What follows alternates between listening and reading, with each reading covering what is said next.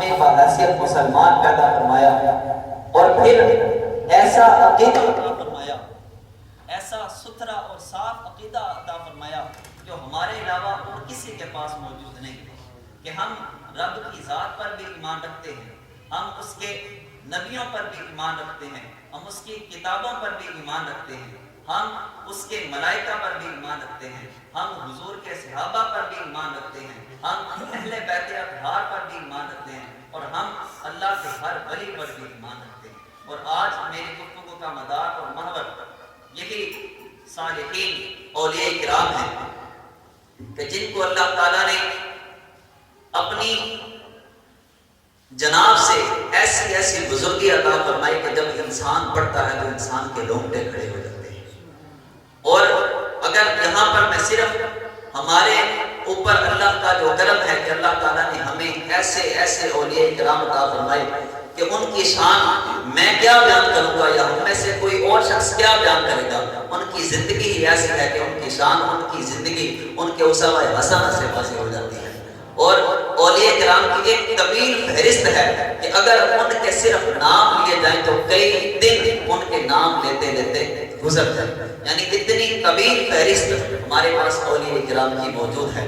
اور انہی اولیاء کرام میں ایک ایسی ہستی سیدنا حضرت عبد القادر جیلانی غوث سمدانی رحمت اللہ تعالی علیہ، یہ وہ اللہ کے ولی ہیں کہ جنہوں نے اپنی زندگی میں اعلان فرمایا قدمی حاضری علی رکبت کل ولی اللہ، کہ میرا یہ قدم اللہ کے ہر ولی کی گردن پر ہے، یعنی خدا تب تک ولایت کا درجہ عطا ہی نہیں کرتا جب تک سیدنا غوث اعظم رحمت اللہ تعالی علیہ کا قدم کسی شخص کی گردن پر نہ رکھے۔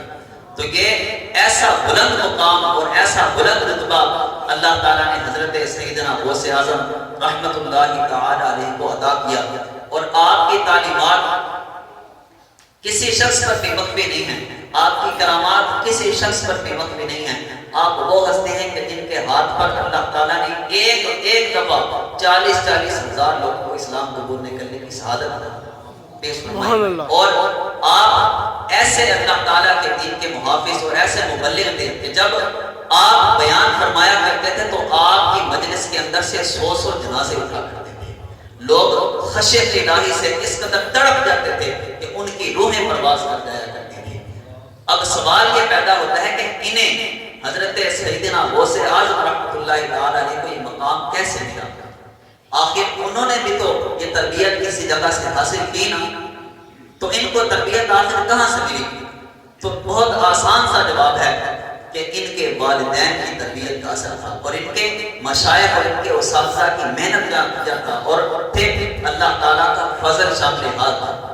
اب اسی حوالے سے میں آپ کے سامنے ایک واقعہ پیش کرنا چاہوں گا۔ حضرت عبداللہ صومعی رحمت اللہ تعالی علیہ اپنے زمانے کے بہت بڑے عالم اور بہت بڑے ولی گزرے۔ اب یہ کون ہیں؟ کچھ لوگ تو سمجھ گئے ہوں گے، لیکن جنہیں نہیں پتا واقعہ سنانے کے بعد انہیں بھی معلوم ہو جائے گا کہ یہ کون ہستی ہے۔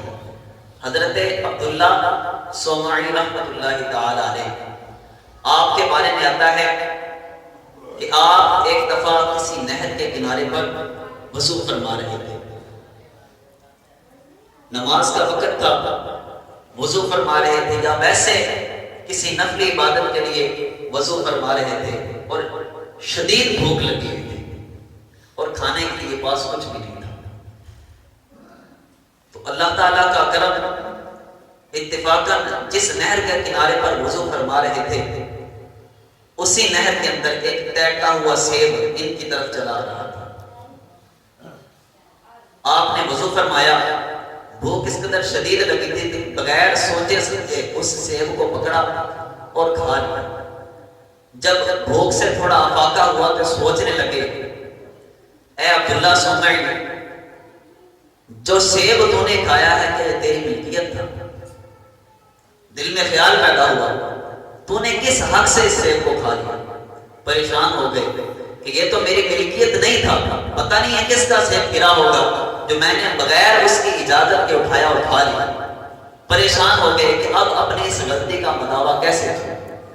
اس شخص سے جا کے کیسے معافی مانگوں جس کا مال میں نے بغیر اس کی اجازت کے کھا لیا ہے اور میرے پیٹ کے اندر یہ مال چلا گیا ہے، اب اس غلطی کا مداوع کیسے ہو؟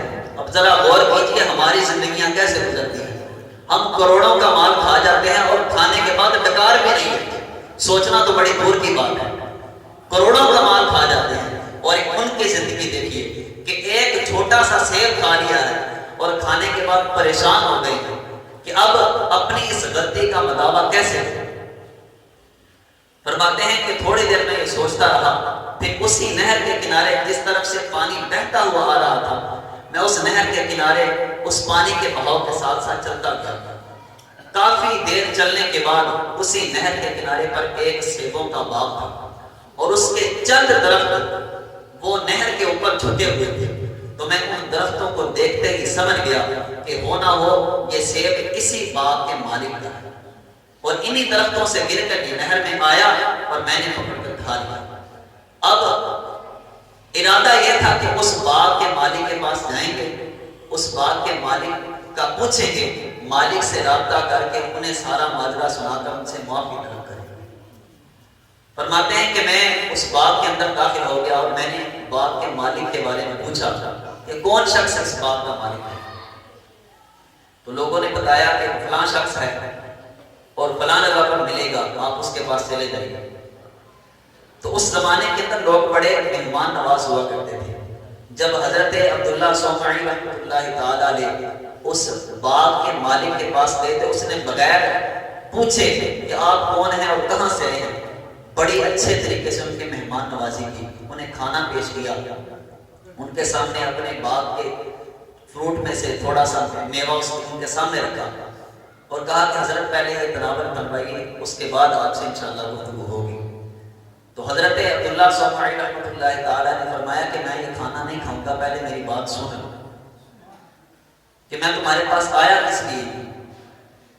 تو وہ باغ کا مالک کہنے لگا کہ بتائیے آپ کس لیے آئے ہیں؟ تو عرض کرتے ہیں کہ مجھ سے ایک غلطی ہو گئی ہے اور اس غلطی کی معافی تم سے مانگنا ہے۔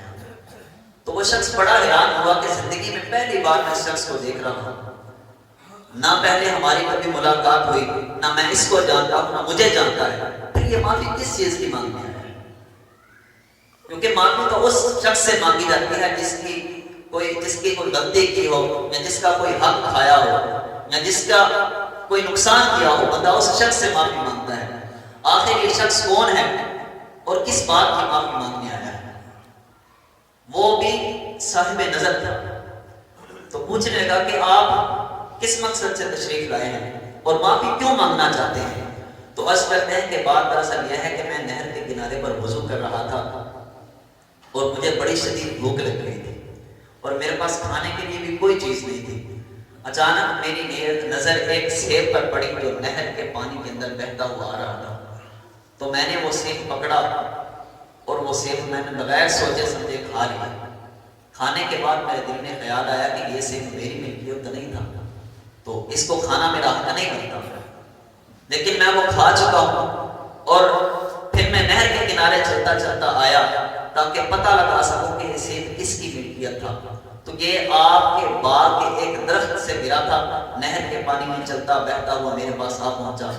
تو میں آپ سے اس بات کی معذرت کرنے کے لیے اور معافی مانگنے کے لیے آیا ہوں کہ آپ اپنا حق مجھے معاف کر دیں کہ میں نے آپ کی اجازت کے بغیر آپ کے باغ کا ایک ٹوٹا ہوا سیب کھا لیا۔ اب پہلے وہ شخص بڑا مہمان نواز بنا ہوا تھا، لیکن جب اس شخص نے ان کی یہ بات سنی نا تو اس کے تیور ہی بدل گئے۔ وہ سمجھ گیا کہ یہ ایک انمول ہیرا ہے اور میں اس کو اپنے ہاتھ سے جانے نہیں دوں گا۔ اس نے کہا اچھا یہ بات ہے، تم نے میری اجازت کے بغیر میرے ہی باغ کا ایک سیب توڑ کر کھا لیا، یا پانی میں بہتا ہوا تمہارے پاس آیا، تم نے اجازت بھی نہیں لی اور خود کھا گئے، اب معافی مانگنے چلے آئے ہو، معافی ایسے تو نہیں ملے گی۔ اگر معافی چاہیے تو پھر میری ایک شرط ہے، وہ شرط پوری کرنی پڑے گی۔ اب یہ اللہ کے ولی تھے اور دل میں اللہ کا خوف بھرا ہوا تھا۔ عرض کرتے ہیں کہ حضور آپ کی جو بھی شرائط ہے مجھے منظور ہے، بس مجھے معافی چاہیے، آپ کو شرائط بیان کیجئے، میں آپ کی ہر شرط کو قبول کرتا ہوں۔ تو فرمانے لگے کہ بات دراصل یہ ہے کہ آپ میرے باغ کی پورے 12 سال رکھوالی کریں گے، میرے باغ کے جو پودے ہیں ان کی آپ کو خیر خبر رکھنی پڑے گی، ان کی گوڈی کرنی پڑے گی، میرے باغ کی 12 سال تک حفاظت کرنی پڑے گی۔ تو پہلے تو وہ سوچ میں پڑ گئے کہ ایک چھوٹا سا سیب ہے اور اس کھانے کی اتنی بڑی سزا، بڑے پریشان ہوئے، لیکن معافی تو لینی تھی، مان گئے۔ معاہدہ ہو گیا کہ 12 سال تک میں آپ کے باغ کی خدمت کروں گا اور ایک پیسہ بھی نہیں، بالکل فری کام کروں گا، اور اس کے بدلے میں آپ مجھے صرف اس کھائے ہوئے سیب کی معافی عطا فرما دیں۔ تو ان کے حکم کے مطابق باغ کی رکھوالی کرنا شروع کر دی۔ کئی سال گزر گئے، حتیٰ کہ 12 سال کا عرصہ مکمل ہو گیا۔ ایک دن اس باغ کے مالک نے بلایا اور کہنے لگا کہ میرے باغ کے اندر سے ایک سیب توڑ کر لاؤ، میں دیکھنا چاہتا ہوں کہ باغ کا پھل کیسا ہے۔ تو یہ گئے اور بغیر دیکھے اس طرح اوپر کی طرف دیکھا نہیں، اس طرح سیب توڑا اور توڑ کر مالک کے پاس لے گئے، اور سیب کچا تھا، پکا نہیں تھا۔ جب مالک کے سامنے پیش کیا تو وہ کہنے لگا کہ یار میں نے تمہیں کہا تھا کہ کوئی اچھا سا سیب توڑ کر لاؤ اور تم یہ کچا سیب میرے لیے توڑ کر لے آئے۔ 12 سال ہو گئے ہیں تمہیں باغ کی رکھوالی کرتے ہوئے، تمہیں ابھی تک یہ نہیں پتا چلا کہ کون سا سیب پکا ہے اور کون سا سیب کچا ہے، کم از کم اتنا تو معلوم ہو جانا چاہیے تھا۔ تو عرض کرنے لگے کہ بات دراصل یہ ہے کہ میں نے غلطی سے آپ کی اجازت کے بغیر ایک سیب کھا لیا تھا، اور اس کے لیے مجھے پورے 12 سال آپ کے باغ کی خدمت کرنا پڑی۔ اگر اب کوئی غلطی کر بیٹھتا تو پتہ نہیں کتنا لمبا عرصہ مجھے اس باغ کی پھر دوبارہ سے خدمت کرنا پڑتی۔ مجھے اپنے پروردگار کی عزت و جلال کی قسم ہے، جب سے آپ نے میری اس باغ کے اندر ڈیوٹی لگائی ہے، میں نے ان پودوں کی گوڈی ضرور کی ہے، لیکن میں نے ایک دفعہ بھی اس کے پھل کے اوپر دیکھ کر ایک نظر بھی ان پر نہیں ڈالی، اسی خوف کی وجہ سے کہ کہیں بد نظری نہ ہو جائے، کہیں ان سیبوں کو دیکھ کر میرے دل کے اندر لالچ نہ پیدا ہو جائے اور میں اس باغ کے سیبوں میں سے کوئی اور سیب توڑ کر آپ کی اجازت کے بغیر کھا لوں۔ تو میں نے جب سے آپ نے اس جگہ پر ڈیوٹی لگائی ہے ایک دفعہ بھی اوپر نظر اٹھا کر نہیں دیکھا، تو اسی لیے مجھے معلوم نہیں ہوا کہ یہ سیب کچا ہے پکا ہے۔ میں نے بغیر دیکھے توڑا اور آپ کی بارگاہ میں پیش کر دیا۔ جب اس باغ کے مالک نے یہ بات سنی نا تو یہ بات اس کے دل پر اثر کر گئی۔ اس نے فوراً حضرت عبداللہ صومعی رحمۃ اللہ تعالی علیہ کو اپنے سینے سے لگا لیا اور زاروں قطار ہونے لگا۔ اب یہ حیران ہو رہے تھے کہ یہ شخص کیوں رو رہا ہے، اتنی بڑی بات تو نہیں ہے، میں نے صرف اپنی ایمانداری کا مظاہرہ کیا اور ہر شخص پر یہ بات لازم ہے تو اپنے ایمان کو بچا کر رکھے۔ تو وہ شخص کہنے لگا کہ بیٹا بات دراصل یہ ہے کہ تم نے میرے باغ کی 12 سال حفاظت کی، لیکن میری ایک اور شرط ہے، اگر وہ شرط پوری کرو گے نا تو پھر تمہیں معافی مل جائے گی۔ اب یہ پھر پریشان ہو گئے، پتہ نہیں اب یہ کتنے سال مجھ سے خدمت لے گا۔ تو پوچھنے لگا کہ آپ کی دوسری شرط کیا ہے؟ تو انہوں نے فرمایا کہ دوسری شرط یہ ہے کہ میری ایک بیٹی ہے جو پاؤں سے اپاہج ہے اور آنکھوں سے بالکل نابینا ہے، کانوں سے بہری ہے اور زبان سے گونگی ہے، تمہیں اس کے ساتھ شادی کرنی پڑے گی۔ اگر تمہیں یہ میری شرط منظور ہے تو میں تمہیں معاف کر دوں گا، اور اگر تمہیں یہ میری شرط منظور نہیں ہے تو پھر تمہیں معافی نہیں مل سکتی۔ کل قیامت کے دن اللہ کے حضور میں تم سے اس سیب کے بارے میں ضرور سوال کروں گا۔ تو حضرت عبداللہ صومعی رحمۃ اللہ تعالیٰ نے جب یہ بات سنی نا کہ قیامت کے دن اپنے رب کے سامنے میں سوال کروں گا، کام کرنے لگے اور زاروں قطار ہونے لگے اور فرماتے ہیں کہ مجھے آپ کی یہ شرط بھی منظور ہے۔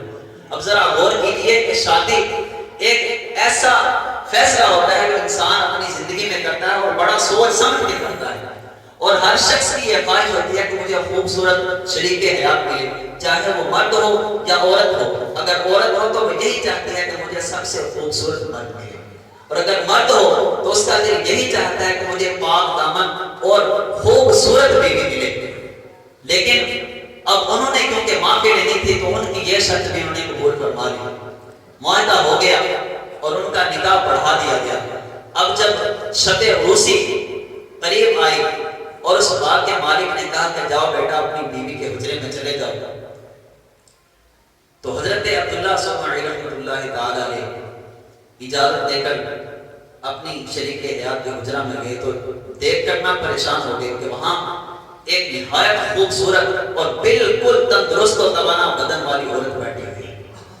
جیسے ہی اس پر نظر پڑی تو ان کے حواس بالکل ختم ہو گئے. یہ بے ساختہ دوڑتے ہوئے کمرے سے باہر نکلے اور جب کمرے سے باہر نکل رہے تھے تو دروازے کی چوگاٹ ان کے ماتھے پر لگی اور کمرے سے بھاگتے ہوئے چلے گئے. اب اس باغ کے مالک کو یہ اندازہ تھا کہ ایسا کچھ ہونے والا ہے، اس لیے وہ باہر نکلا تھا. جب حضرت عبداللہ صومعی رحمۃ اللہ تعالی علیہ اس کمرے سے باہر نکلے، آپ کے ماتھے پر وہ زخم کا نشان تھا. تو اس باغ کے مالک نے پوچھا کہ جناب کیا ہوا، آپ اندر سے بھاگ کر کیوں آ گئے؟ تو جسم کانپ رہا تھا اور حواس بالکل باختہ ہو چکے تھے. عرض کرتے ہیں کہ میرا نکاح جس عورت کے ساتھ کیا گیا ہے اندر وہ عورت نہیں ہے، پتہ نہیں کون ہے. آپ نے تو کہا تھا کہ آپ کا نکاح اس لڑکی کے ساتھ کیا جا رہا ہے جو پاؤں سے اپاہج ہے، جو آنکھوں سے نابینا ہے، جو کانوں سے بہری ہے اور جو زبان سے گونگی ہے. وہ بول بھی نہیں سکتی لیکن اندر تو بڑی خوبصورت اور تندرست اور توانا بدن والی ایک لڑکی بیٹھی ہے. تو انہوں نے فرمایا بیٹا پریشان نہ ہو، وہی تمہاری بیوی ہے. تو پوچھنے لگے کہ یہ کیسے ہو سکتا ہے، آپ نے تو کہا تھا کہ وہ تو بالکل اپاہج سی ہے اور وہ بالکل تندرست اور توانا جسم والی ہے، تو یہ کیسے ہو سکتا ہے، وہ میری بیوی نہیں ہے. تو فرمایا کہ برخوردار بات سنو، میں نے یہ ساری باتیں اس لیے کی تھی کہ ماجرا اصل میں یہ، میں نے کہا تھا وہ آنکھوں سے اندھی ہے. اس کا مطلب یہ تھا کہ اس عورت نے آج تک اپنی آنکھوں سے کسی نامحرم مرد کا چہرہ نہیں دیکھا، اس لیے کہا تھا کہ وہ آنکھوں سے اندھی ہے. اور میں نے کہا تھا وہ کانوں سے بہرے ہے، اس لیے کہا تھا کہ آج تک اس نے اپنے کانوں سے کسی نامحرم مرد کی آواز تک نہیں سنی. اور میں نے تمہیں کہا تھا کہ وہ زبان سے گونگی ہے، اس لیے کہا تھا کہ آج تک اس نے اس زبان سے کسی نامحرم شخص کے ساتھ کلام نہیں کیا. اور پاؤں سے میں نے اپاہج اس لیے کہا تھا کہ آج تک وہ کسی نامحرم کے پاس ان قدموں پر چل کر نہیں گئی.